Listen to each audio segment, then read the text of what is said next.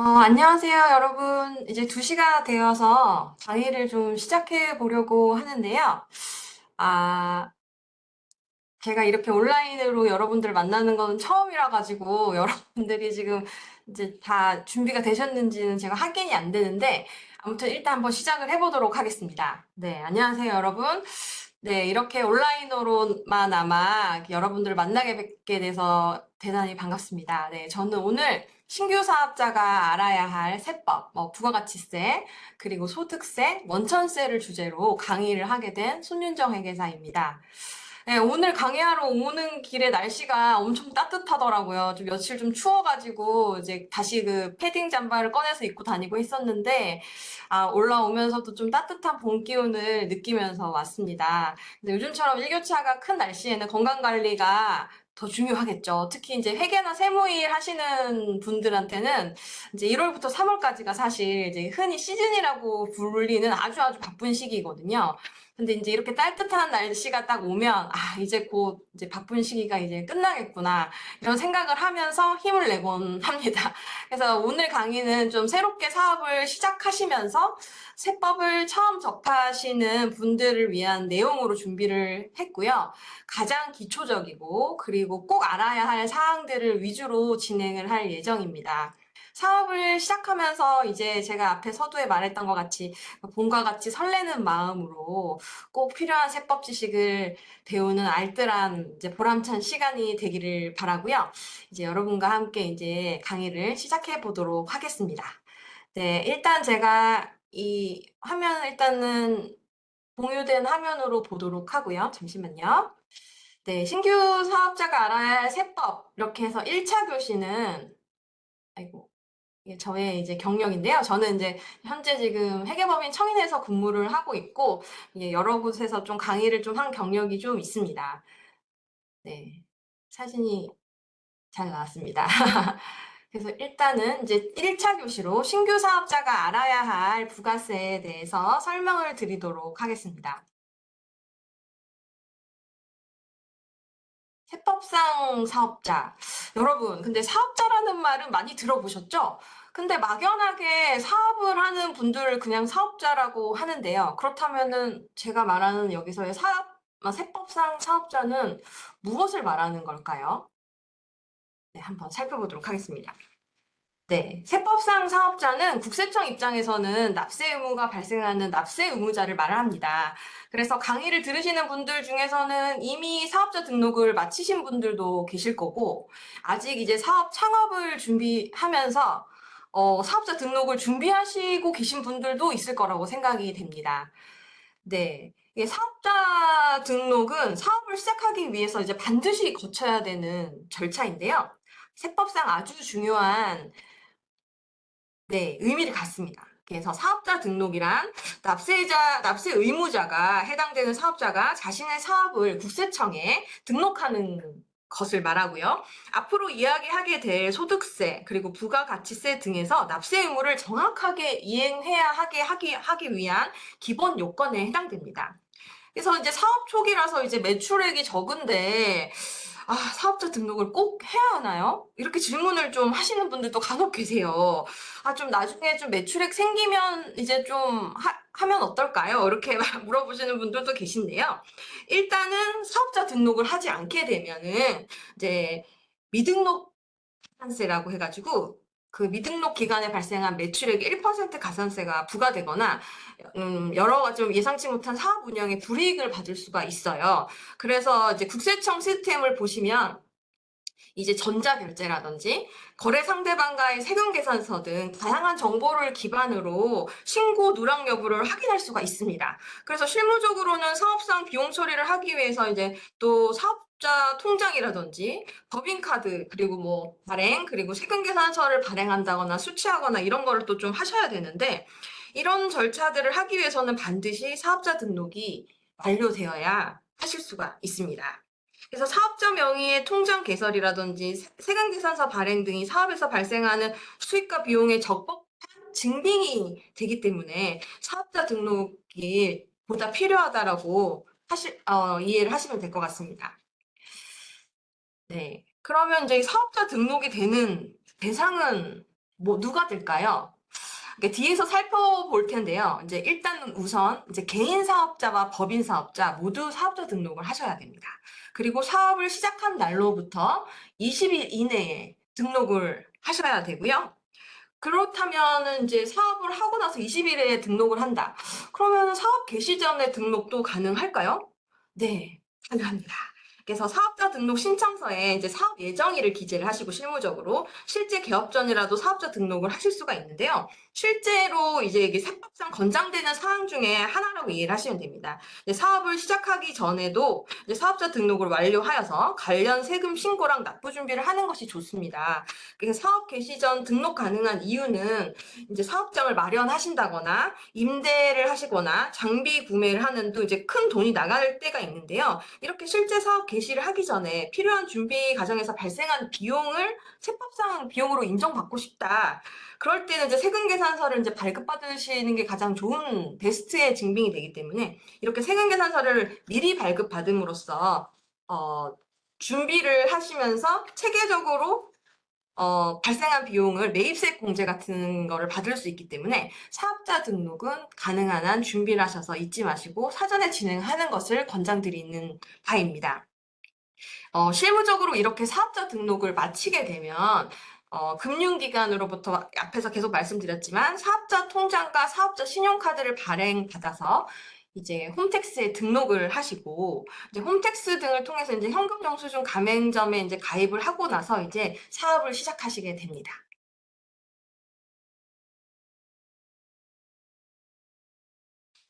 네. 그럼 이제 사업자 유형인데요. 이제 이것도 이제 많이 궁금해하시는 부분 중에 하나입니다. 그러면은 이제 개인 사업자랑 법인 사업자가 있다라고 앞에서 좀 잠깐 들은 것 같은데, 그러면 개인 사업자랑 법인 사업자의 차이는 무엇인가요? 이렇게 또 많이 물어보시거든요. 그러면은 이제 이게 개인 사업자, 법인 사업자는 이제 사업 형태에 따라서 이제 법적 지위라든지 세무 처리 방식이 조금 달라집니다. 그래서 표를 한번 보시면 이제 개인 사업자 경우는 이제 설립 절차를 보시면 세무서에 이제 사업자 등록을 가셔서 이제 별도의 설립 과정 필요 없이 비용이 들지 않습니다. 가셔서 사업자 등록증 신청서를 내시면 이제 사업자 등록이 되신 거예요. 이제 근데 뭐 예를 들어서 근데 이제 뭐 병원 이제 의사 선생님들이 개인 사업자로서 이제 뭐 사업을 이제 사업자 등록을 낸다. 이럴 때는 이제 좀 약간의 그 설립 뭐 인가라든지 특별한 절차가 필요하기 때문에 이제 그런 게 좀 우선되기는 하지만 일반적인 개인 사업자 같은 경우에는 별도의 비용 없이 간단하게 설립을 하실 수가 있습니다.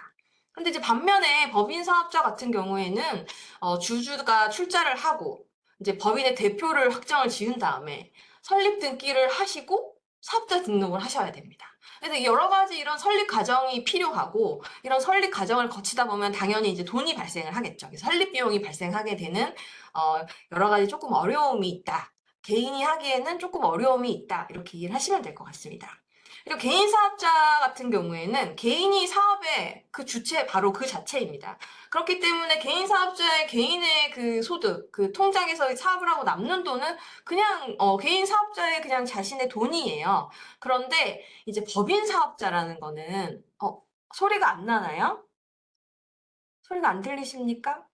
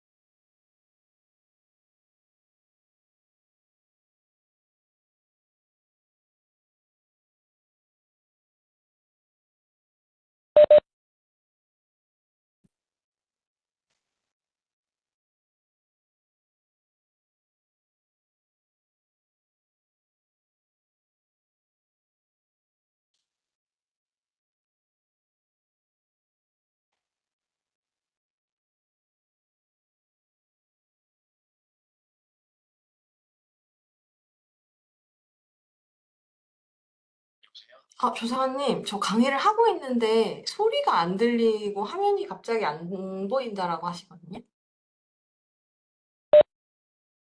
네. 어,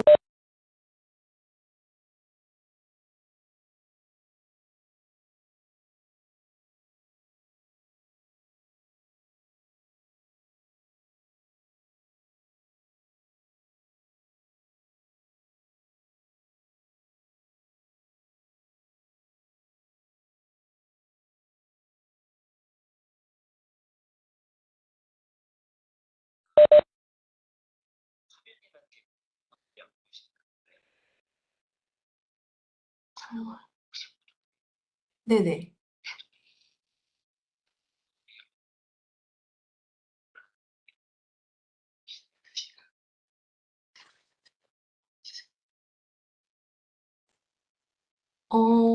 공유요?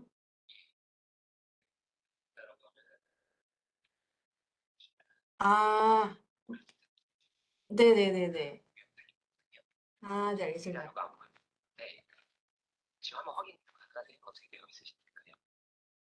이제 들린다고 하시네요.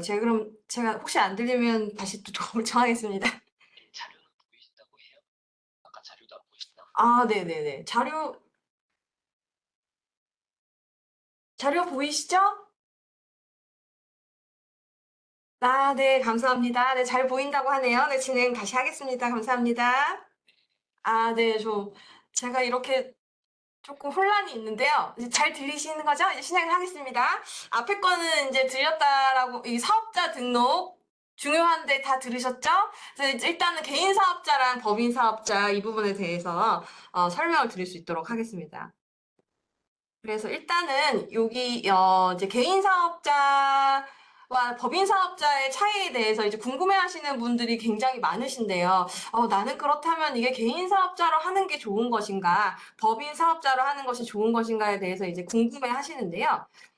어, 네. 그래서 일단은 요 개인 사업자 같은 경우에는 설립 절차가 매우 간단합니다. 그래서 세무서에 사업자 등록을 이제 설립 절차 과정에서 별도의 비용 없이 간단하게 신청서만 작성을 하시면 사업자 등록을 하셔서 설립을 하실 수가 있어요.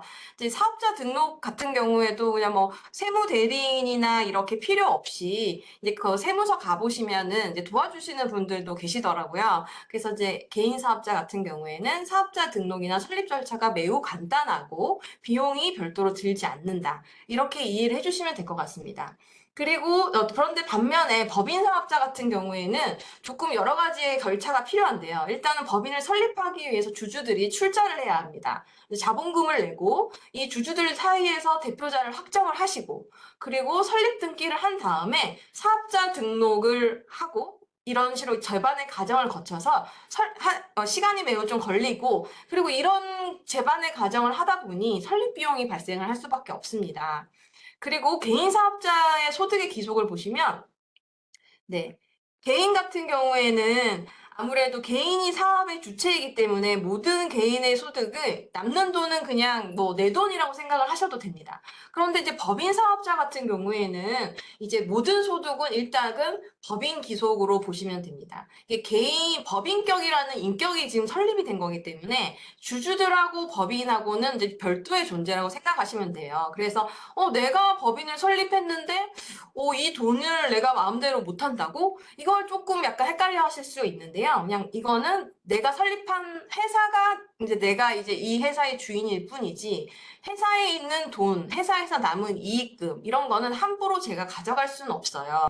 그래서 적법한 절차와 세법 과정에 걸쳐서 그 돈을 가지고 가실 수가 있고요. 그래서 남는 돈은 법인 돈이지 주주나 대표자의 돈이 아니다. 그래서 이제 주주나 대표가 회사의 돈을 자기가 주인이라고 생각을 하고 마음대로 가지고 가게 되면 많이 들어보셨을 것 같아요. 업무무관 가지급금이라고 해가지고 이제 높은 이자에 이제 비용이 발생하는 그런 제재를 받게 되세요. 그래서 이제 이런 건 좀 주의를 하실 필요가 있다. 그리고 자금의 인출도 같은 맥락에서 개인 같은 경우에는 개인 소득이기 때문에 개인 명의 통장에서도 이제 개인 명의로 사업자 통장을 내시잖아요. 이제 뭐 그런 개인 명의 통장에서도 이제 자유롭게 인출이 가능하신데요. 이제 법인 사업자 같은 경우에는 법인 소득이기 때문에 법인 계좌에서 임의로 인출하는 것이 불가능합니다. 그래서 임의 인출을 하면 앞에서 말씀드렸듯이 바로 가지급금으로 제재를 받게 됩니다. 이제 가지급금이라는 단어가 좀 궁금하다고 생각하실 수가 있는데요. 이제 가지급금 같은 경우에는 제가 그냥 주주나 대표인 제가 이 법인의 돈을 그냥 임의로 가지고 간 거죠. 이제 회사에서 빌려줬다. 대표가 대표한테. 그래서 대표의 가지급금을 이제 빌려주는 게 되기 때문에 그 돈을 또 갚아야 되는 의무가 발생을 하고 갚기 전까지는 이제 가중평균 이자율이라든지 흔히들 쓰시는 인정이자율 이제 4.6%로 이제 매년 이자를 납부를 하셔야 되는 그런 이슈가 발생을 할 수 있으니까 이런 부분은 좀 법인 설립하실 때는 주의하실 필요가 있습니다. 그리고 개인 사업자 같은 경우에는 이제 세율이 근데 좀 높습니다. 왜냐하면은 이제 뒤에서 이제 소득세 부분에서 설명을 다시 드릴 텐데요. 이제 개인 같은 경우에는 이 사업소득이 종합소득세로 부과를 하게 됩니다. 그럴 경우에는 세율 구간에 따라서 6%에서 최대 45%까지 이제 세율이 부과가 되는데요. 이제 반면 이제 법인 소득은 이제 법인세율에 따라서 부과가 되는데 그 세율이 9%에서 24%로 좀 낮은 편입니다. 근데 이게 숫자를 이제 6%에서 45%, 너무 높고, 법인세는 그래도 여러 가지 힘든 건 있지만 9%에서 24% 세율이 좀 낮으니까 좋은 거 아닌가? 이렇게 생각하실 수는 있는데요. 제가 앞에서 계속 말씀드렸다시피, 이게 그러니까 여기서 저는 이제 주주나 대표가 되겠죠? 이 주주나 법인은 다른 인격체입니다. 그렇기 때문에 이 법인에 있는 소득을 이제 절차에 의해서 가져가고 싶다. 그런 절차가 바로 배당이라는 절차이거든요. 그래서 배당을 받게 되면 또 어떻게 되겠습니까? 배당 소득세라는 거를 또 소득세를 납부해야 되기 때문에 이게 9%에서 24%는 그냥 단순히 법인한테만 부과되는 소득이다. 이렇게 이해를 하시면 될 것 같습니다. 기타 이슈로는 개인 사업자 같은 경우에는 아무래도 이제 거래가 그렇게 많지도 않고 이제 회계 및 세무 처리가 아주 간편하기 때문에 소규모 사업자한테 조금 이제 적합하다라고 보시면 될 것 같고요. 법인 사업자 같은 경우에는 이제 거래도 좀 많고 복잡하기 때문에 회계 및 세무 처리가 복잡하고 일정 규모 이상의 사업자나 회사에게 중요하다라고 보시면 될 것 같습니다. 네. 이게 뭐가 자꾸 꺼여 있는데 잠시만요. 제가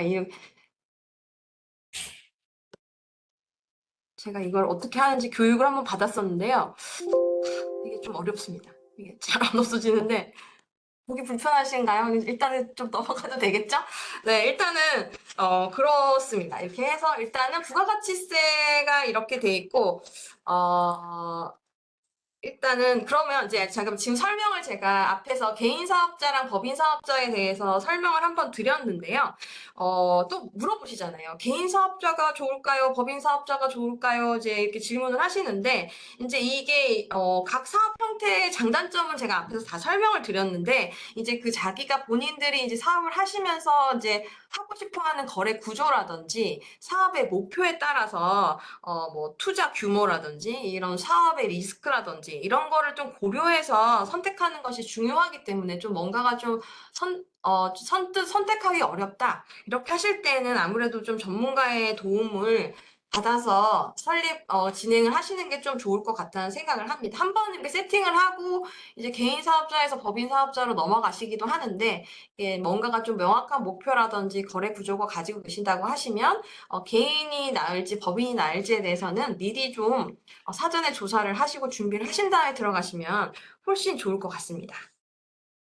네, 다음 설명드릴게요. 네. 부가가치세 가세 여부에 따른 구분인데요. 이제 그림과 같이 이제 일반 사업자, 즉, 이제 여기서 일반 사업자라고 하면은 개인 사업자가 많은데, 아무튼, 일반 사업자와 법인 사업자가 이렇게 나누어지고요. 앞에 설명드린 바와 같이. 사업의 특성에 따라서 부가세 가세 사업자와, 네. 여기, 이게 지금 잘 안 보이는데, 이걸 제가 없앨 줄을 몰라가지고, 이 여기서 보이는 면세 사업자가 있는데요. 이제 부가가치세가 이제 면세된다는 뜻이거든요. 그래서 이제 여기에서 이제 부가가치세 면세 사업자는가 있고, 그리고 일반 가세 사업자의 경우에는 일반 가세자와 간이 가세자로 또 나뉘게 됩니다.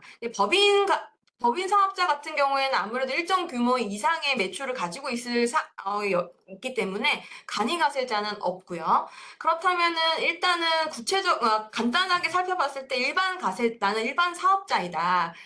그리고 이제 과세 사업을 하고 있다. 할 경우에는 부가가치세와 종합소득세와 원천세를 납부할 의무가 기본적으로 있다라고 이해를 하시면 될 것 같습니다. 간이가세자도 약간은 간단할지는 모르겠지만 동일한 의무를 지게 되고요. 이제 면세사업자 같은 경우에는 이제 뒤에서 면세에 대해서 또 설명을 드리겠습니다만 이 면세사업자 같은 경우에는 부가세 신고 대신에 1년에 한 번 사업장 현황 신고를 하게 됩니다. 그리고 종합소득세와 원천세 신고는 동일하게 진행을 하게 됩니다. 그리고 이제 밑에 있는 법인 사업자는 위에서 말씀드렸던 일반 가세 사업자와 동일하게 진행이 되는 것을 보실 수가 있습니다. 근데 이게 지금 네 계속 같은 쪽에 지금 줄이 다 있어가지고 제가 어떻게 할 수가 없는데 네 일단은 그렇고요. 일단 법인이랑 일단 사업자가 알아야 할 세무 일정은 다음과 같은데요. 이게 좀 굉장히 많으시죠. 그래서 보통 이제 회계나 세무를 하시는 분들은 이제 세무 달력이라는 게 있어요. 그래서 이제 달력을 보시면 보통 공휴일 같은 게 표시가 되는데 여기에 저희 같은 이제 세무 달력에 보시면 몇 월 며칠에는 뭐 확정 부가세 신고, 뭐 2월 28일에는 연말정산 신고 기한, 뭐 이런 식으로 이제 일정들이 쭉 적혀져 있는 이제 캘린더에서 놓치면 안 되기 때문에 그래서 이렇게 이제 1년 내내 사업자가 되시면 이제 챙겨야 할 세무 일정들이 있다. 이렇게 이해를 하시면 될 것 같습니다. 그래서 이제 신고 기한 내에 이렇게 챙기지 않고 신고가 좀 누락될 경우에는 아무래도 이제 가산세가 부과될 위험이 있기 때문에 이제 조금 표시를 해놓고 나한테 해당되는 세목이 무엇인가, 나한테 이제 기한 내에 해야 될 게 무엇인가를 좀 표시를 좀 해놓으시고 신고 기한을 놓치는 일이 없도록 하시면 좋을 것 같습니다. 그래서 이제 이 부분은 이제 간단하게 한번 보시라고 제가 넣어드렸고요. 네, 요 지급명세서 부분은 나중에 이제 원천세 부분 가서도 제가 한번 설명드릴 거기 때문에 앞에서 말했던 그 세무 스케줄 플러스 이 지급명세서를 제출해야 되는 의무도 있다. 사업자의 의무가 좀 많아 보이시죠? 근데 이제 요런 걸 좀 챙겨야 한다. 요런 거를 좀 보여드리려고 앞에서 표에서 실었습니다. 네.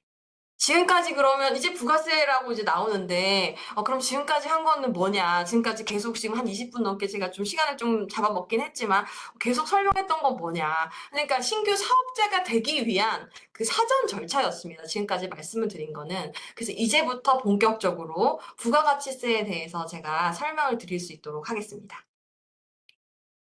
네. 부가가치세 많이 들어보셨죠?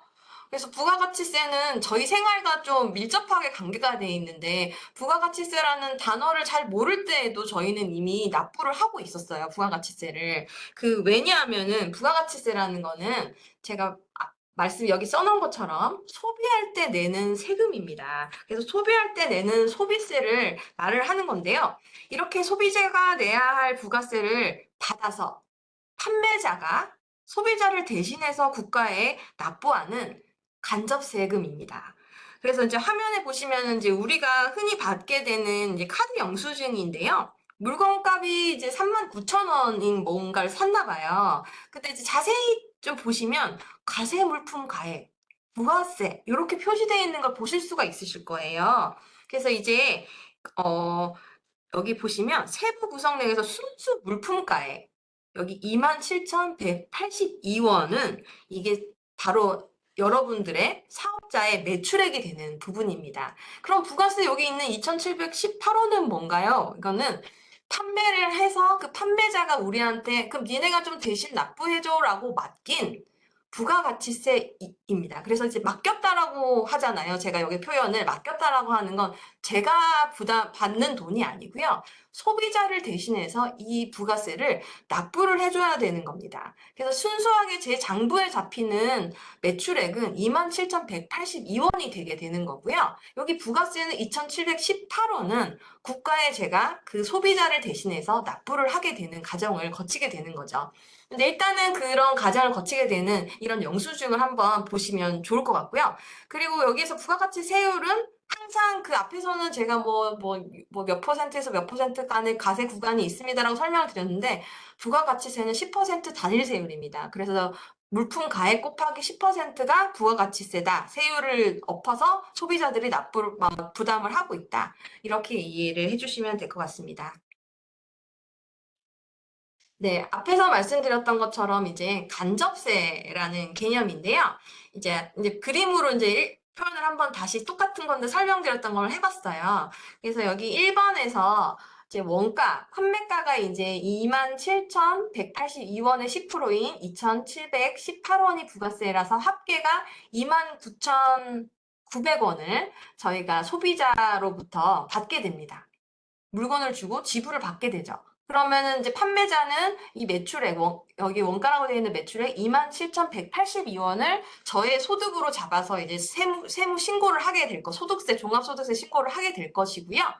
여기서 빨간색으로 표시되어 있는 2,718원을 부가세 신고를 하셔서 국가에 납부를 해주시면 되는 과정이게 됩니다. 그러니까 이건 내 세금이 아닌데 소비자가 내야 될 세금을 저희가 지금 판매를 하면서 납부를 하게 되죠. 그래서 이런 부분을 간접세라고 저희가 이제 흔히들 얘기를 하게 됩니다. 네, 그리고 조금 어려운 단어가 이제 좀 나오는데요. 좀 헷갈리는 단어예요. 저도 이제 이게 좀 처음 공부할 때는 공급가액이랑 공급대가가 뭐지? 맨날 헷갈려 했었거든요. 근데 이제 이게 많이 쓰는 용어이기도 해서 한 번만 간단하게 설명을 드릴게요. 그래서 여기서 가세물품가액, 계속 제가 사업자의 매출액 부분이라고 했던 부분은 부가세법상의 용어로 공급가액이라고 합니다. 그리고 이제 부가세는 당연히 부가가치세겠죠. 그리고 여기서 이제 물품 가액과 부가세를 합친 이 공급 가액과 즉 공급 가액과 부가세를 합친 가액을 공급 대가라고 하고 있습니다. 그래서 공급 가액은 그냥 매출액 순수한 부가세가 포함되지 않은 금액을 말하는 거고 공급 대가는 부가세가 포함된 가격이라고 이해를 하시면 될 것 같습니다. 이건 참고 삼아 이제 좀 알고 계시면은 나중에 또 좋을 것 같아서 좀 말씀을 드리고요. 네, 이제 조금 좀 헷갈리는 이제 조금 어려운 개념이라고 좀 복잡해 보이죠, 그림이. 근데 이제 이게 부가가치세에서는 굉장히 중요한 개념 중에 하나인데요. 전단계 세액공제법이라는 게 있습니다. 그래서 신규 사업자한테 이제 이런 걸 어디까지 설명을 드려야 되나 좀 제가 고민을 했는데 그래도 한번 간단하게라도 설명을 드리면 좋을 것 같아서 제가 좀 정리를 해 보았습니다. 이 전단계 세액공제법, 말도 좀 어렵죠? 근데 사업자가 세금을 중복해서 내지 않도록 도와주는 방법입니다. 이 제도는 아주 유익한 제도라고 할 수 있는데요. 쉽게 말해서 사업자가 상품이나 서비스를 구매를 하게 되면 이미 낸 부가세를 공제해주는 제도죠. 그래서 이제 저희가 알고 있는, 좀 들어보셨을 수도 있는데, 매입세 공제라는 그런 제도가 발생하게 되는 그런, 그게 나오게 되는 그 세법의 그 원리가 전단계 세액공제법이라고 이해를 하시면 될 것 같습니다. 그래서 이제 최종 소비자에게 제품이 전달되기 전 단계에서 발생한 세금은 모두 각자 차감을 받게 되고 소비자가 부담하는 최종 세금만 국가에 납부할 수 있도록 도와주게 됩니다. 그래서 일단은 공장에서 저희가 1,000원의 물건을 팔게 되면 공장에선 얼마를 받을까요? 도매업자한테. 부가세를 10%를 엎어서 1,100원을 받게 되겠죠? 그러면은 공장 입장에서는 1,000원은 내 돈이고 국가한테 100원을 납부해야 되는 의무가 발생을 하게 됩니다. 그러면 100원을 납부를 해요. 공장에선 처음에. 그리고 도매업자가 공장에서 만든 물건을 가지고 또 소매업자한테 다시 판매를 하는데 그 판매 가격이 2,000원이에요. 그러면 소매업자한테 얼마를 받을까요? 내 매출액 2,000원에다가 10%를 엎은 2,200원을 수령하게 됩니다. 그러면 2,000원은 내 장부에 내 매출액으로 기재를 하고 여기에 받은 200원은 제가 국가에다가 매출세액으로 납부를 하게 되죠. 근데 여기서 공장하고 저의 차이점이 뭘까요? 네, 저는 이미 100원을 부담을 했거든요. 앞에 공장한테 100원을 준 게 있잖아요. 그래서 저는 그 냈던 금액을 매입세액으로 공제를 받게 돼서 부가세를 신고할 때 최종으로 납부하게 되는 세금은 결국 100원이 되는 겁니다. 그렇게 되고 이제 소매업자가 다시 도매업자로부터 부터 구매한 물건을 소비자에게 판다. 이럴 경우에 그 물건을 4,000원에 팔았다라고 이제 가정을 할 경우에 소비자에게 또 얼마를 받을까요? 네, 소비자한테는 또 10%를 엎은 4,400원을 받게 됩니다. 그러면 이 소매업자가 4,000원은 나의 매출액으로 기재를 하고 앞에서 제가 부담했던 200원의 부가세 기억나시죠? 그 200원은 매입세 공제로 제가 부가세 신고를 하게 되면 저는 결국은 200원만, 소매업자분은 200원만 부가세를 내게 됩니다. 그러면 최종 국가가 받게 되는 세금은 보시면 100원, 100원, 100원, 200원에서 총 400원을 국가에 납부를 하게 되고요. 결국 소비자가 납부한 4,400원의 그 400원, 부가세만이 결국은 국가가 가져가게 되는 게 되겠습니다. 그래서 여기서의 최종 소비자, 소비세라고 앞에서 한번 말씀드렸잖아요. 그래서 모든 부가세는 결국은 소비자가 부담을 하게 되고, 그거를 결국 부담하는 가정을 끊어 전 단계에서 공제를 받으면서 결국 소비자가 부담을 하게 되는. 그래서 내가 저번에 냈던 세금인데 또 내는 거 아니야? 이중과세 되는 거 아니야? 전혀 그럴 위험이 없도록 이렇게 전단계 세액공제법을 우리나라에서는 실시를 하고 있다는 점을 한번 설명을 드렸습니다. 네. 이제 일반 사업자 앞에서 제가 이 그림을 간단하게 설명을 드리기는 했는데 그 일반 사업자에 대해서도 한번 설명을 드리도록 하겠습니다. 네, 일반 사업자는 앞에서 말씀드렸다시피 부가가치세가 가세되는 가세 사업자와 부가가치세가 면제되는 면세 사업자로 나뉘고요. 크게 그 가세 사업자 같은 경우에는 다시 면세를 하지 않는 사업자로서 간이가세자가 아닌 사업자가 이제 일반 가세자로 하고 그리고 일정 규모 이하 이제 여기서는 이제 이번에는 매출액이 1억 400만 원인데요. 그거 미만인 소규모 개인 사업자들은 간이가세자로 분류를 할 수 있습니다. 이렇게 크게 분류가 된다. 이렇게 이해를 하시고, 내가 여기에 가게 되면 사업을 이제 개설을 하게 됐다. 그럼 나는 어떤 사업자가 될 것인가 한번 이해를 한번 해보시면 되는데요. 일단 면세 사업을 운영을 하신다. 그러면 단순하게, 나는 그냥 면세 사업자구나. 이렇게 이해를 해주시면 되고, 면세 사업이 아니고 나는 그냥 일반적인 사업을 하고 있다. 그럼 가세 사업자다. 근데 내가 매출액이 좀 1억 400만 원 미만으로 발생을 하고 있다. 그럼 간이가세자고 그 이외에는 전부 다 그냥 일반 가세자라고 이해를 하시면 될 것 같아요. 그래서 아마 대부분의 분들이 그냥 일반 가세자이지 않을까 저는 이제 생각을 하고 있어요. 오늘 강의를 들으시는 분들이 그래도 이제 설명을 한 번씩 간단하게 다 드릴 수 있도록 하겠습니다.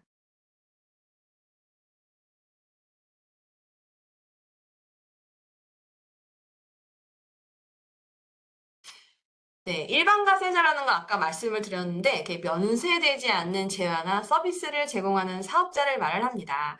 부가가치세법에는 면세 재화나 면세 용역은 열거를 하고 있어요. 그래서 이제 열거되지 않은 재화, 그러니까 면세라고 열거를 하고 있지 않은 재화를 판다. 그러면은 그냥 일반 가세자라고 이해를 해주시면 되고요. 그 일반 가세자는 여러분들이 흔히 아실 수 있는데 제 1기라는 거는 이제 1분기 예정 신고라는 건 1분기고요. 이제 1기 확정 신고라는 거는 이제 2분기, 그리고 2기 예정 신고라는 거는 이제 3분기 쉽게. 이제 2기 확정 신고는 이제 4분기. 일단은 법인의 경우에는 4번의 신고를 각각 하셔야 됩니다. 근데 만약에 나는 개인 사업자다. 이렇게 되면은 4번 하기 너무 좀 힘드시죠? 이럴 때는 어떻게 하냐면 개인 같은 경우에는 이제 1기 예정 신고 같은 경우에는 어, 일기 예정신고 같은 경우는 세무서에서 국세청에서 예정고지를 해줘요. 납부서를 날려줍니다, 저희에게. 그러면 그 납부서대로 일단은 1월부터 3월까지의 그 소득에 대해서 고지서를 날려주면 4월 25일에 그냥 단순히 납부를 하시면 돼요. 근데 이제 법인 같은 경우에는 당연히 신고 절차를 적법하게 거치셔야 되고요. 근데 개인은 그런 식으로 하고 이제 일기 확정 신고가 돼서 이제 7월 25일에 신고 납부를 하실 때가 됐다. 그럴 경우에는 이제 개인 같은 경우에는 1월부터 6개월까지의 신고를 이제 한 번에 신고를 하시는데 그 전에 저희가 예정고지 받아서 납부를 하셨잖아요. 그 돈을 이제 공제를 해줍니다. 우리가 이번에 반기 1기 반기 신고를 해봤더니 100을 납부를 해야 되는데 우리가 예정고지로 20원을 받았어서 납부를 했다. 그럼 올해는 이제 1기 반기 신고할 때는 80원만 납부를 하게 되는. 그래도 아무래도 법인보다는 좀 간단하게 절차가 진행되고 있습니다. 그리고 이제 또 많이 물어보시는 것 중에 하나고 많이 실수하시고 놓치는 것 중에 하나인데요. 이제 신규 사업자 같은 경우에 이거 부가세 신고해야 되나요? 이제 제가 뭐 5월에 개설을 이제 사업을 시작을 했는데 매출이 없어요. 근데 7월 25일이 왔는데 이거 부가세 신고해야 될까요? 이런 질문도 굉장히 많이 하시거든요. 근데 이제 신규 사업자 같은 경우에도 사업자잖아요. 사업자 같은 경우에는 우리에게 부가세 의무는 매출이 있니 없니가 중요한 게 아니고 사업자의 의무를 말을 하고 있기 때문에 신규 사업자라서 매출이 없다고 하더라도 무실적 신고는 반드시 필요하다는 점 꼭 기억을 해주시면 좋을 것 같습니다. 네. 이제 일반 사업자의 부가세 계산 구조인데요. 조금 어려워 보일 수 있는데 이 재화 용역의 공급가액을 이제 재화 용역 공급가액은 아까 제가 말씀드렸었죠. 이제 저희의 매출액이에요. 매출액에 그 단일세율 10%를 곱하면 매출세액을 저희가 납부를 해야 됩니다.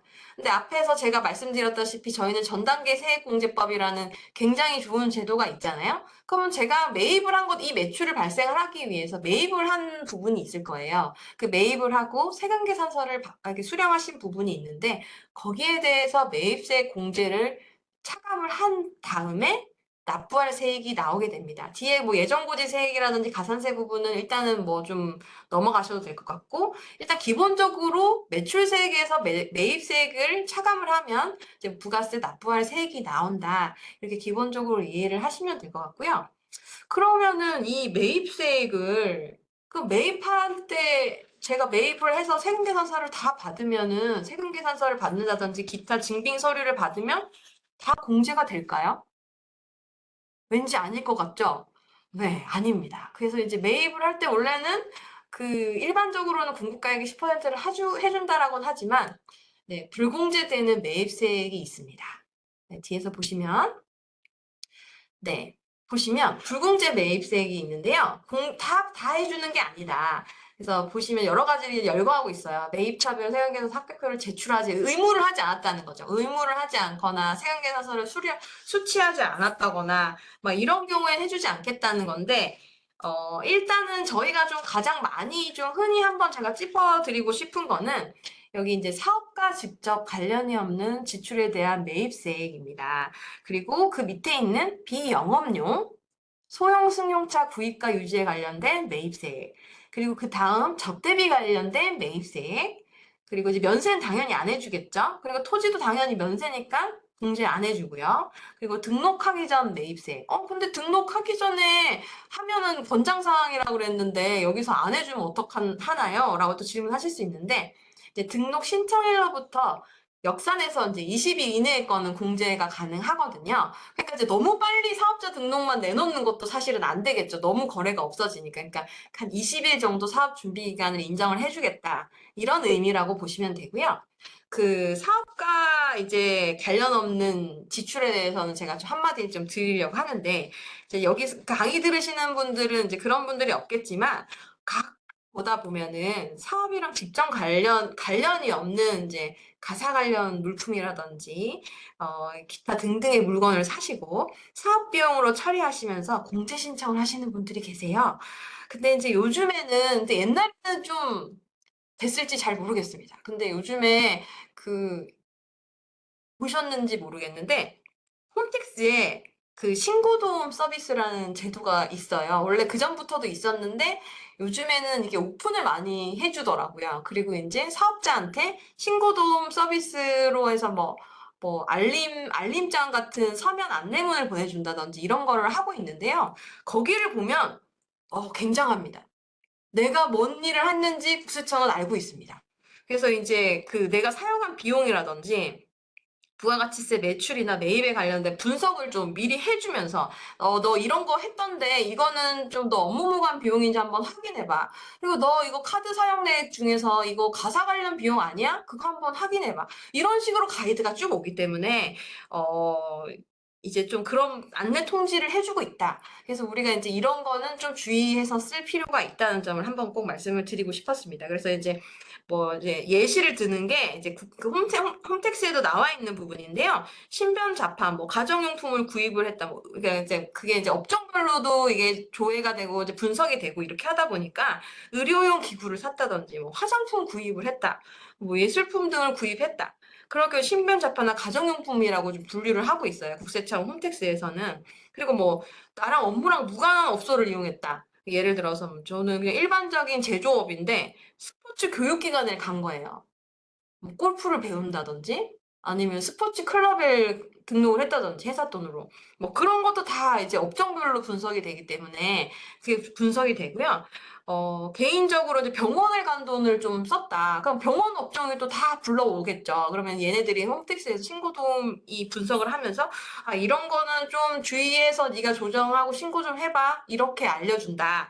그렇기 때문에 자동으로 수집이 되고 있다. 그래서 이제 제가 한번 드리고 싶은 말씀은 제가 이게 국세청에서 하는 교육이라서 드리는 말씀이 아니라 성실 신고가 최고의 절세 전략이다. 좀 절세하려면 어떻게 하나요? 라고 많이 물어보시는데 이게 괜히 어설프게 신고하셔갖고 가산세를 맞는 것보다는 이제 성실하게 이제 가이드에 따라서 신고를 하는 게 좋다라고 말씀을 드리면서 이제 다음 넘어가도록 하겠습니다. 네. 일반 가세자에 대해서는 지금 제가 설명을 드렸고요. 그럼 간이 가세자라는 건 또 무엇일까요? 간이는 약간 뭔가 간단한 느낌이고 좀 쉬운 느낌이긴 하시잖아요. 그래서 이제 간이 가세자라는 거는 일반 소비자를 대상으로 하는 사업을 영위하는 소규모 영세 사업자의 부가가치세 부가가치세로서 그 신고 납부를 간단히 하고 세부담을 줄여주는 제도입니다. 그래서 이제 아까 계속 말씀드렸는데 간이가세자의 그 기준이 되는 금액은 1년간 매출액이 1억 400만 원 미만인 개인 가세 사업자를 얘기합니다. 제가 한참 옛날에 공부할 때만 해도 이 간이가세자 기준이 4,800만 원이었어요. 완전 영세한 거죠. 근데 지금 1억 기준으로 지금 보고 있다는 거거든요. 단위하다, 영세하다, 아니다를 이제 국세청 기준이 좀 많이 상향되었다는 점. 근데 이만큼 사업자 여러분들은 혜택이 많이 볼 수 있다는 또 반증이 될 수는 있을 것 같아요. 아무래도 간이 가세자라는 거는 일반 가세자보다는 좀 뭔가 도와주고 배려를 해줘야 되겠다는 느낌이 오시잖아요. 그래서 이제 이 1억으로 상향을 했다는 얘기는 이제 가세 당국에서 이제 사업자들을 좀 우대해서 배려를 해주려는 의지가 좀 반영이 됐다. 저는 이제 그렇게 해석을 하고 있습니다. 그래서 이제 간이 가세자는 이제 일반 가세자랑 간이 가세자 같은 경우에는 일반 가세자가 적용되는 다른 사업장을 보유하고 있다거나 제조업 업종 제한이 있어요. 그래서 제조업이라든지 저 같은 전문직 제가 돈 못 번다고 간이 가세자 신청해 주세요라고 하면은 안 됩니다. 안 해준다고 하네요. 그래서 이제 이런 배제가 되는 항목들이 좀 있다. 이렇게 좀 알아주시면 될 것 같고요. 제가 이제 앞에서 말씀을 드렸는데, 간이가세자 세율이 저희가 아까 개인 사업자 소득은 좀 높은 편이었잖아요. 46%까지 높은 세율이 적용이 됐었는데, 간이가세자는 1.5%에서 4%의 낮은 세율이 적용을 된다는 점, 이제 혜택을 주고 있다. 이제 그렇게 이해를 해주시면 되고요. 그리고 이제 그 부가세 신고 제가 법인은 4번, 1년에 4번, 개인 사업자는 일단 2번은 해야 된다라고 말씀을 드렸는데, 간이가세자 같은 경우에는 기본적으로 1년을 가져다니로 해서 다음 해 1월 1일부터 1월 25일에 이제 1회 신고를 하시면 됩니다. 그래서 이렇게 좀 간단하게 네네. 이렇게 장점이 있고요. 이제 제가 이제 단점을 이제 말씀을 드리겠는데요. 이게 좋은 것만 있냐? 네, 좋은 것만 있지는 않겠죠. 뭔가가 그래도 일반 가세자들이 억울할 수 있잖아요. 그래서 이제 어떻게 하냐면요. 이제 말씀드렸다시피 1.5에서 4%의 낮은 세율, 1번 한 번만에 신고하는 장점 당연히 있습니다. 그렇지만 여기 질문 주셨는데, 그럼 매입세 공제 0.5%만 받나요? 네, 이게 가장 좀 크리티컬한 단점 중에 단점입니다. 그래서 이제 매입액, 그러니까 제가 공급 대가, 그러니까 부가세 여기 공급 대가라고 되어 있으니까 이제 부가세까지 포함된 그 가격을 말을 하겠죠. 공급 대가의 0.5%만 이 수치세액 공제로 받으실 수가 있어요. 매입세액 공제도 아니고요. 그냥 이제 납부를 하시는 세액을 고하신 다음에 나중에 이제 그 계산 구조도 제가 한번 보여드릴 텐데 그 계산 구조에서 납부세액이 나오고 나면 거기에서 세금 계산서를 수취한 분에 대해서 세금 계산서 수치세액 공제로 0.5%만 세액 공제를 해주고 있습니다. 그리고 이제 또 신규 사업자 같은 경우에는 신규 사업자라든지 직접 매출액이 이제 4,800만 원 미만인 사업자들은 이제 세금 계산서를 발행을 할 수가 없어요. 기본적으로 가세자는 세금 계산서 발행 안 하는 거 아닌가요? 뭐 이렇게 하실 수 있는데 하고 싶으면 또 하실 수가 있는데 이렇게 신규나 금액이 일정 기준 미만인 부분들은 세금 계산서 발행이 불가능합니다. 그러면은 세금 계산서가 필요하냐? 근데 이것도 제가 한번 보시면 평소에 이제 대량으로 상품이나 재료를 이제 매입을 하시는 분들이에요. 지금 저희가 앞으로 그럴 계획이 있으시다라고 하시면 매입세액 공제를 받으시는 게 훨씬 좋으시겠죠. 제가 앞에서 말씀드린 것처럼 소비자들이 부담을 하는 거지 전 단계에서 거쳐오는 사람들은 전혀 그 부가세를 부담하고 있지 않잖아요. 매입세 공제로서 다 공제가 되고 있기 때문에. 근데 이제 간이가세자를 하게 되면 그런 혜택이 사라지게 되는 거죠. 세율이 낮은 반면에. 그래서 이제 평소 대량으로 상품이나 재료를 매입해서 매입 공제를 꼭 받아야 되겠다. 그리고 이제 사업을 시작하거나 운영하면 처음에 초기 설립 비용이 좀 많이 들잖아요. 뭐 설비라든지 인테리어 공사를 하신다든지 이런 큰 비용이 지출이 발생을 하실 경우에는 아무래도 이게 그런 인테리어 사업자분 같은 분들한테 매출세액을 저희가 소비자로서 납부를 했기 때문에 저도 좀 매입세액 공제를 받고 싶으실 거예요. 그런 경우에 해당된다고 하면 아무래도 이제 매입세액 공제를 받을 수 있는 일반 가세자가 유리하겠죠.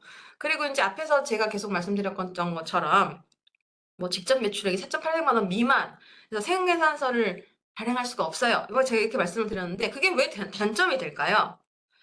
네. 4,800만 원 미만 간이가세자 같은 경우에는 영수증만 발행을 할 수가 있어요. 근데 앞에서 제가 계속 그 말씀드렸던 것처럼 뭐 전 단계 세액공제법에서 매입세 공제를 받고 싶다든지 뭐 증빙으로 각종 목적에 따라서 증빙으로 좀 써야 된다고 했을 때는 세금계산서를 발행을 요청을 하시는 분들이 계시거든요. 그러면 세금계산서를 발행을 원하는 사업자랑 거래를 해야 되는데 우리는 못 하게 되는 거죠. 이렇게 기준 2만인 간이가세자로 신청을 해서 쓰게 될 경우에는. 그래서 이제 그럴 경우에는 사업자 거래가 어려울 수 있기 때문에 이런 점에선 좀 단점도 있다는 점 좀 같이 고려를 하셔야 될 것 같습니다. 네, 이 점을 좀 한번 보시면 좋을 것 같고요. 네, 여기서 아까 말씀드렸던 것처럼 이제 매출액이 있는데요. 이제 공급가액의 10% 부가세를 합친 거에다가 이 매출액에 업종별 부가가치율을 곱합니다. 이게 업종은 뭐 도매업이냐 제조업이냐 뭐 제조업은 안 된다고 했죠. 도매업인지 음식점업인지 여러 가지 업종별로 적용되는 저희 가세당국에서 고시해주는 부가가치세율이 있습니다. 그럼 그 업종별 부가가치세율을 곱하고 거기에 이제 10%를 곱한 게 기본적인 납부세액이 되는 거고요. 제가 말씀드렸던 그 세금계산서를 수취하신 부분에 대해서는 0.5%로 공제세액으로 차감을 해주게 되게 됩니다. 그래서 이제 간단하게 좀 구조는 좀 돌아가는데 가장 큰 단점이 매입대금의 0.5%만 공제를 받는다. 요거를 한번 보시면 되고, 나는 뭐 그렇게 매입액이 크지 않고 소소한 금액밖에 없다라고 하시면 사실 이게 그렇게 중요한 이슈는 되지는 않겠죠. 그래서 이제 자기 상황에 맞게 한번 판단을 해보시면 좋을 것 같습니다.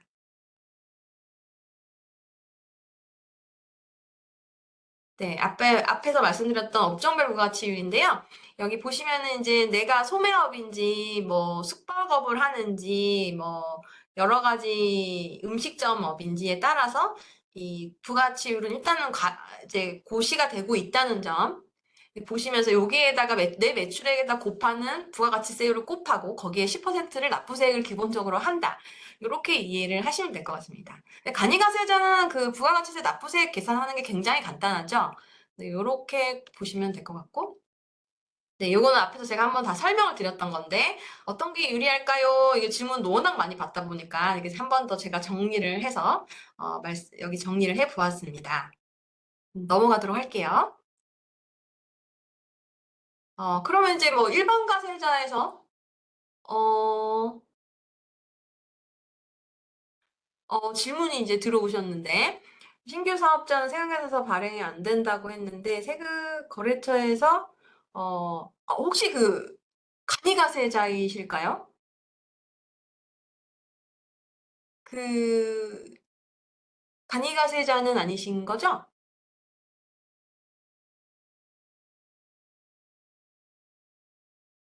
이건 일단 진행을 하고 제가 나중에 다시 일반 가세자로 되어 있으시군요.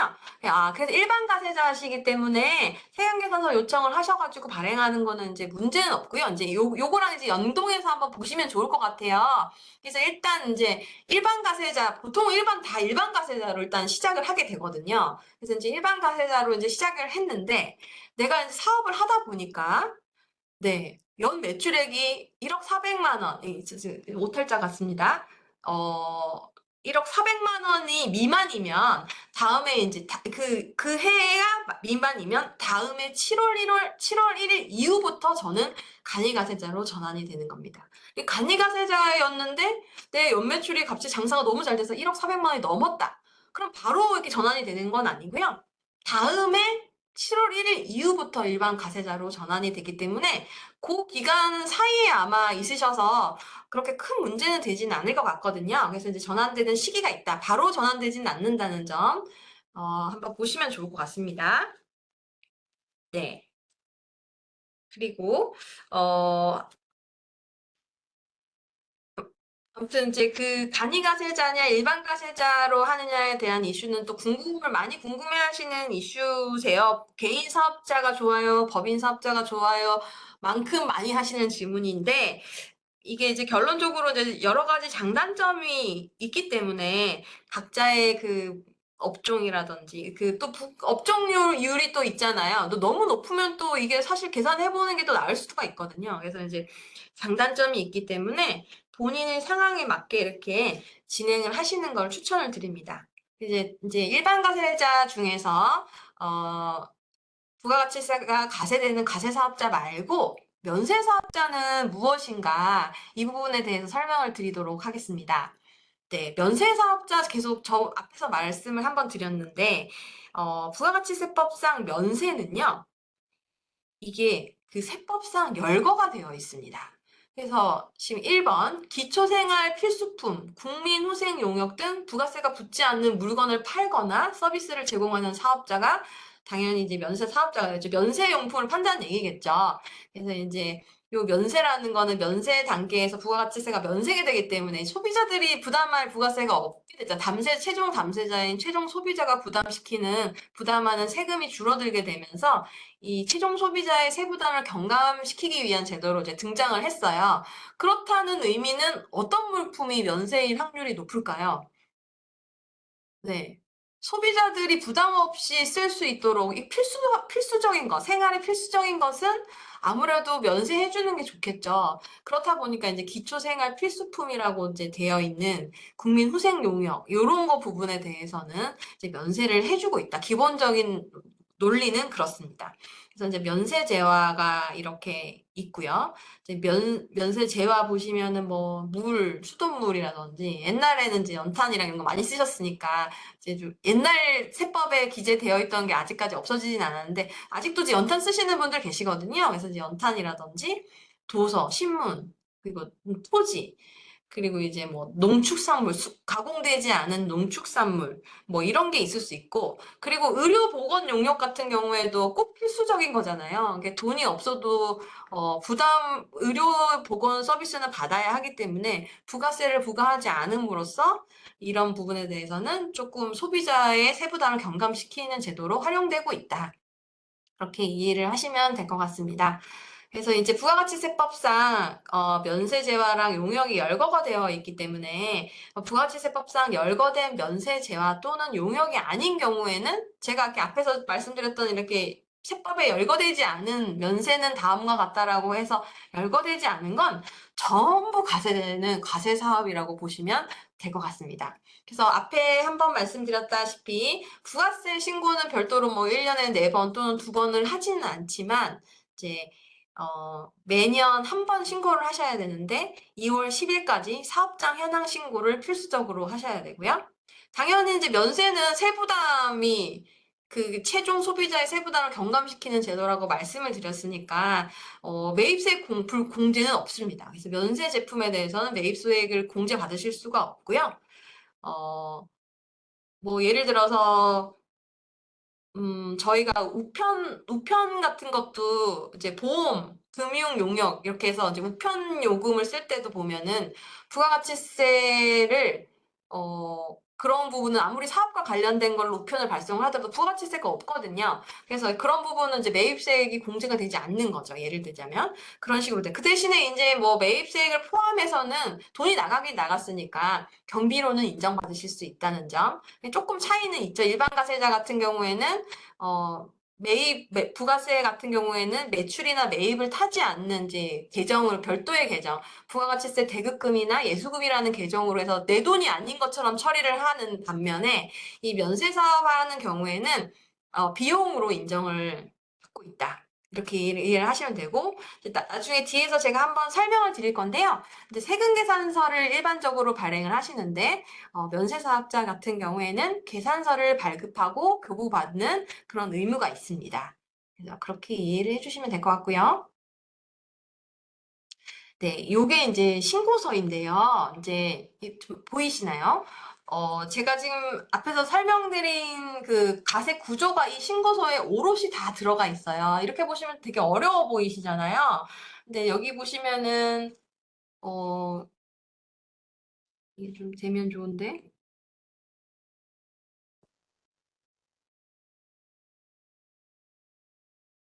이게 제가 나중에 쉬는 시간에 한번 숙달을 해가지고 다시 오도록 하겠습니다. 아무튼 여기 보시면 1억 4,400만 원이라고 저희가 이제 가세가 발생을 했겠죠. 이제 가세 사업자인데 1억 4,400만 원이 가세가 발생을 했습니다.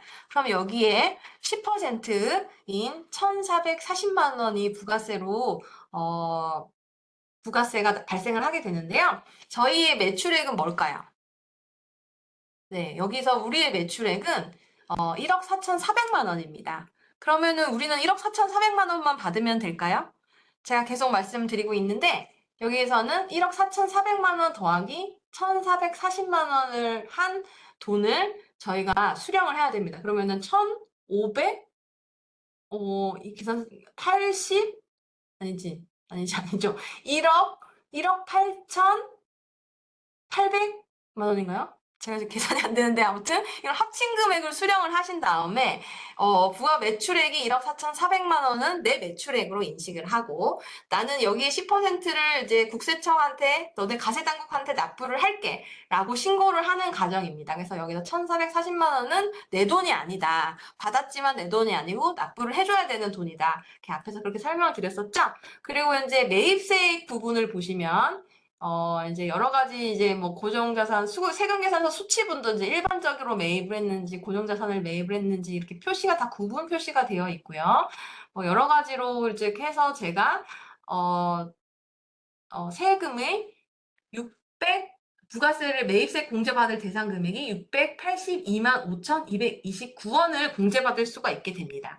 그럼 신고를 하시게 되면, 납부할 세액은 최종적으로 867만 4,771원을 이제 납부를 하게 되시게 되는 거고요. 그리고 이제 여기 이제 그 가세표준 명세라는 부분이 요 밑에 요 부분에 이렇게 나와 있는데요. 요 부분을 보시면 이게 우리의 매출액을 또 기재를 해줘야 되는 부분이에요. 이제 여기 이 신고서에서는 이제 음식업을 하고 계시고, 금액은 매출액이 1억 5,500만 원에 대해서 물건을, 이제 음식을 팔았다. 이렇게 이 신고서로 이해를 해주시면 될 것 같습니다. 근데 이게 지금 신고서로 이렇게 하나하나 서류 작업을 한다라고 생각하시면 조금 어려우실 수가 있어요. 근데 요즘에 제가 이제 약간 예찬론처럼 돼가고는 있지만, 그 홈택스가 아주 진짜 많이 그 탈바꿈해서 정말 편하게 잘 되어 있거든요. 부가세 신고도 직접 작성하시는 게 신규 사업자 같은 경우에는 그렇게 어렵진 않습니다. 그래서 한번 처음에 거래가 많지 않다라고 하시면 이제 세무대리인을 뭐 찾아가실 수도 있지만 이제 비용적인 면에서 좀 부담을 느끼실 수가 있기 때문에 홈택스에서 한번 이제 그 홈택스에 보면은 또 유튜브 국세청 채널에 보면 어떻게 작성을 하는지 어떻게 해야 되는지 이렇게 안내 나와 있는 것도 있더라고요. 근데 그런 거 좀 참고하셔가지고 홈택스로 간단한 부분은 좀 한번 신고서 작성을 하면 바로 이렇게 공동 인증서를 통해서 이제 신고를 하면 바로 신고가 돼버리거든요. 그래서 이런 부분도 있다라는 점. 그래서 신고서는 이렇게 이제 그 홈택스 상에서 신고를 한 걸 출력을 하면 이런 서식에 이제 다 꽂혀서 나오게 되는데 오히려 홈택스가 또 신고하기가 쉽게 잘 되어 있다는 점 한번 말씀을 드리겠습니다. 네, 간이가세자 부가세 신고서인데요. 요거는 좀 앞에 거보다는 간단해 보이죠? 그래서 제가 말했다시피 여기에 소매업이시고 이분은 이제 매출액이 6,400만 원이 발생을 하신 것 같아요. 그러면은 업종별 부가치세율이 여기서 보시면 15% 적용을 하고 거기에 10%를 세액으로 해서 96만 원을 이제 납부를 하셔야 되게 됩니다. 근데 이분이 이제 세금계산서를 이제 1,430만 원을 수취하셨나 봐요. 그럼 여기 10%가 아니라 여기에 0.5%를 세액공제로 71,500원 좀 차이가 크죠. 그래서 이거를 세액공제로 받으시게 되면 여러 가지 뭐 예정신고라 뭘 했다라고 하셨을 때 납부할 세액이 이렇게 해서 계산을 하게 되게 됩니다. 그래서 여기 빨간 박스를 쳐놓은 부분이 지금 제가 앞에서 다 설명드렸던 부분이고 밑에서 뭐 신용카드 매출전폐 발행세액 공제라든지, 매입자 납부세액, 특례 기납부세액 같은 경우에는 일단은 지금은 당장은 넘어가셔도 좋을 것 같아요. 여기 빨간 틀에서만 일단, 이러이러한 가정으로 간이가세자들은 부가세를 납부를 하고 있구나. 그리고 앞에 일반 가세자들은, 내가 세금계산서 발행분이라든지, 이게 세금계산서도 사실은 매출한 사람이 끊어줘야 되는데, 매출한 분이 이제 이견이 생기거나 여러 가지 사유로 인해서 매출자가 발행하지 못할 경우에는 매입자 발행 세금계산서가 있습니다. 네가 발행 안 해? 그럼 내가 할게. 이렇게 하기도 하고요. 대기업 같은 경우에는 그냥 내가 발행할게라고 먼저 얘기하시는 분들도 계세요. 그래서 이제 매입자 발행 세금계산서 부분이 있고요. 뭐 신용카드로 매출이 일어나기도 하잖아요. 소매업 같은 경우에는. 그래서 그런 부분, 이렇게 구분 표시되어서 이제 들어오고 있다. 그래서 매출액의 거기 부분의 10%, 그리고 매입세액은 단순하게 일반적으로 뭐 매입을 했는지, 고정자산으로 매입을 했는지 이런 부분 다 구분해서 표시를 하셔서 거기 10% 매입세액 공제를 받고 있는데, 제가 아까 앞에서 말씀드렸던 것처럼 다 공제를 받을까요? 못 받을 수도 있다는 거죠. 그래서 여기에는 숫자가 꽂혀 있지는 않은데 공제받지 못할 매입세액이라는 부분이 있습니다. 그래서 뭐 사업과 관련이 없다든지 접대비라든지 뭐 면세 관련된 비용은 따로 별도로 이 세액 중에서 뭐 몇백만 원은 공제받지 못할 세액이라고 신고를 반드시 하셔서 매입세액 공제를 받으셔야 한다는 점 한 번 더 말씀드리도록 하겠습니다. 네, 이거는 면세사업자의 1년에 한 번 하는 사업장 현황 신고인데요. 이거는 나의 이제 현황을 신고하는 거예요. 그래서 이제 뭐 나는 매출액이 얼마 발생을 했고, 세금 계산서는 얼마를 받았고, 뭐 나는 이런 서비스업에 이런 종목을 하고 있어. 이렇게 신고를 하시는 거예요. 근데 이제 이 사업장 현황 신고서 같은 거는 이제 면세사업장들이 많이 하시는데 아무래도 이제 학원은 이제 교육 용역이기 때문에 면세사업자들이시거든요. 네, 이런 부분을 이제 1년에 많이 한 번 신고를 하시고 계신다. 이렇게 이해를 하시면 좋을 것 같습니다. 네, 또 이제 좀 약간 중요한 부분인데요.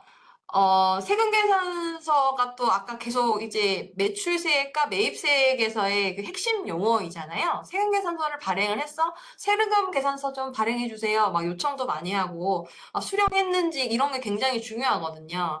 그래서 이제 뭐, 그리고 이제 이게 좀 여담이긴 합니다만, 보조 사업을 하는 경우나 남의 돈을 받아가지고, 사업을 해서 이제 증빙 같은 거 제출할 때도 일반 영수증 같은 건 인정을 잘 안 해주시려고 해요. 그래서 세금 계산서가 적격 증빙이다. 비용 처리를 하는 적격 증빙이 되는 기본이다. 이렇게 이해를 해주시면 될 것 같습니다. 그래서 부가가치세가 갔을 때는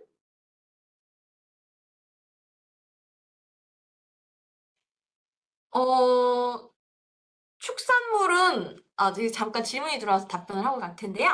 그 축산물은 저희가 가공되지 않은 상품이기 때문에 그렇죠. 축산물은 가공되지 않으신 그냥 그 받으시는 거죠? 거기에 대해서는 어차피 부가세가 네, 아예 묻어져 있지가 않아요. 그래서 그 부분에 대해서는 저희가 이제 전단계 세액공제나 이런 걸로 낼 그게 없는 거죠. 부가세가 포함되어 있지 않은 가격입니다. 그 가격이. 그러니까 부가세가 포함이 돼 있는 가격 같은 경우에는 이제 돌아가면서 이렇게 앞에 사람한테 받고 뒤에 사람한테 받고 약간 이렇게 되는 건데 축산물 자체에는 부가세라는 개념이 아예 없기 때문에 이 부분은 공제를 못 받는 게 아니라 아예 받을 게 없는 거라고 이해를 하시면 좋을 것 같아요.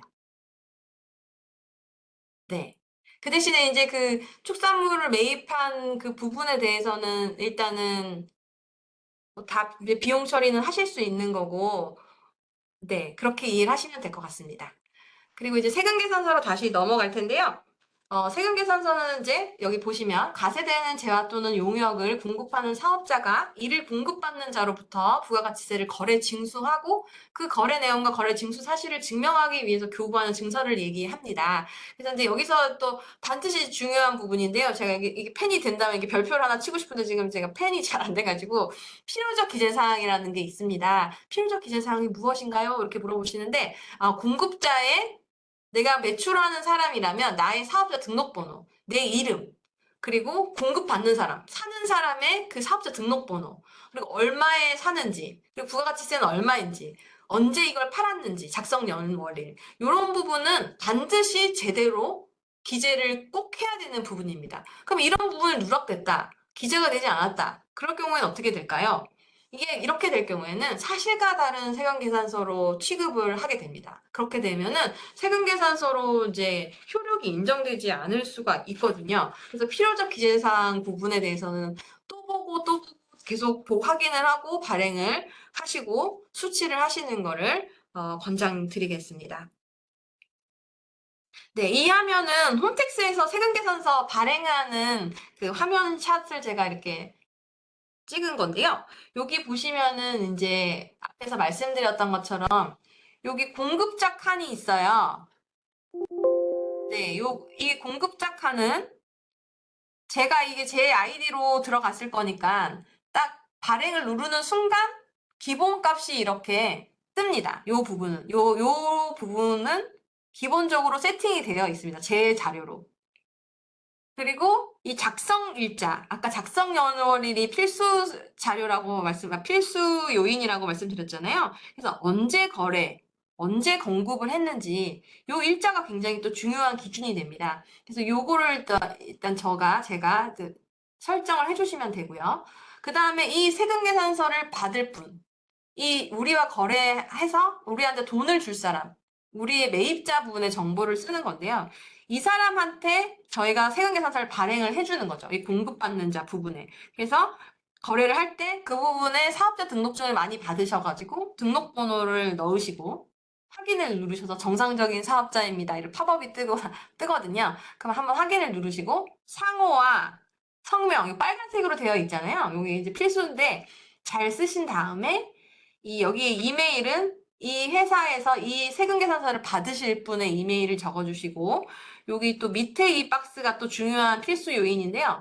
여기 공급일자 그리고 어떤 종목인지 쓰시고 여기 공급가액과 이 부분이 필수 서식 요인이 되고 있습니다. 그래서 요거는 반드시 한번 확인을 하고 최종으로 발급하기를 누르면 세금계산서가 발행이 되는 겁니다.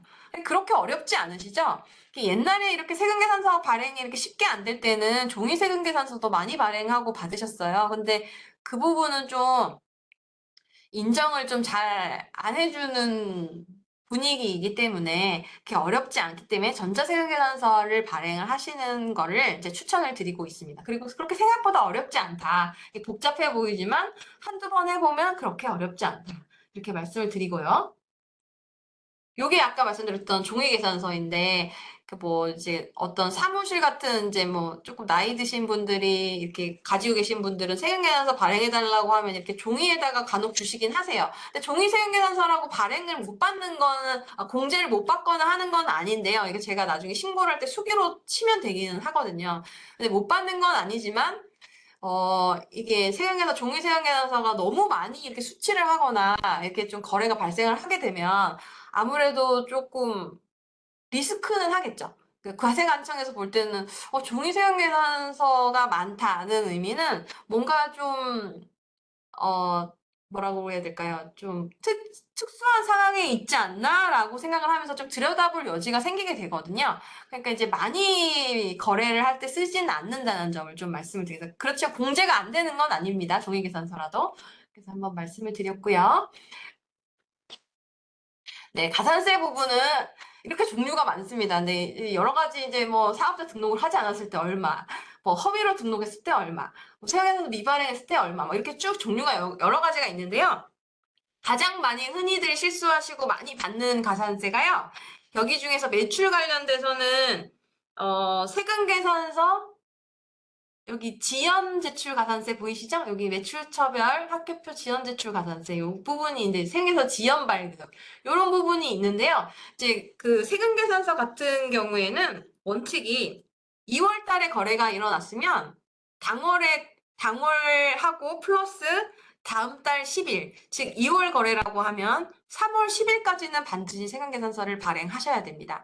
그래서 그거가 지나게 되면 이제 지연 제출이 되는 거거든요. 지연 발급이 되는 거라서 가산세가 발생을 하게 됩니다. 그래서 지연 발급하게 되면 공급자는 공급가액의 1%의 가산세를 부담을 하게 되고 여기 밑에 보시면은 또 매입자 부분이 만약에 좀 늦게 받게 된다. 같이 이제 연동이 되는데 늦게 받게 될 경우 여기 교부 시기 이후 교부받은 분 보이시죠? 여기 이렇게 돼서 저희가 늦게 받게 된다. 교부 시기를 지나서 그러면 공급가액의 0.5%는 별도로 가산세로 좀 부담을 해야 되는 위험이 있다는 점 그 부분을 한번 챙겨봐 주시고 이렇게 많은 가산세가 있다는 점을 그냥 이해만 해주시면 좋을 것 같고 아까 말씀드렸던 지연 제출과 지연 수치만 조금 조심을 해주시면 좋을 것 같습니다. 네, 근데 이제 가산세 또 감면 제도라는 것도 있거든요. 이제 50% 1개월 이내 신고를 하면은 50% 감면되고 수정 신고를 며칠 내 하면은 감면되고 이런 제도도 있다는 점은 참고로 알고 계시면 좋을 것 같습니다. 네, 그래서 가산세가 발행이 안 되도록 기한 내 잘 챙겨서 발행을 하시면 좋을 것 같고요. 여기까지가 이제 신규 사업자가 알아야 될 가치세 강의였고요. 제가 좀 여러 가지 좀 오류가 있어가지고 지연이 많이 되었는데 한 10분만 쉬다가 소득세 강의로 제가 다시 돌아오도록 하겠습니다. 네, 감사합니다.